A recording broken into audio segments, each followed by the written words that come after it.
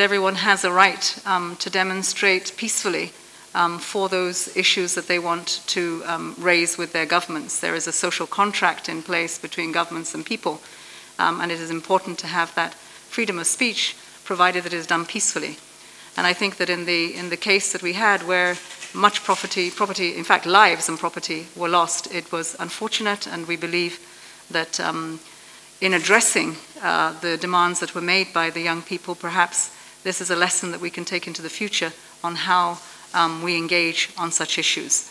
I have to say that, you know, there are many protests around this world that have been exacerbated by COVID, because COVID has left people out of work, it's left people hopeless because of the socioeconomic impacts. And in many of those protests, we have not seen governments turn around and respond as quickly as this government did.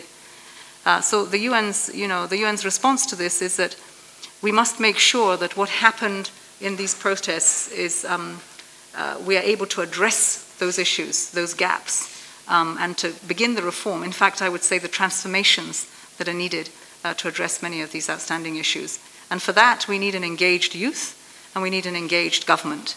I think what has been put in place are those building blocks, and the support that the UN has been asked to make sure that those convenings can happen, and that we can build back trust and have, I would say, confidence-building measures in order to get to where we need to, where the social contract between government and people is firm, it's trusted, and it's working for the benefit of the Nigerian people.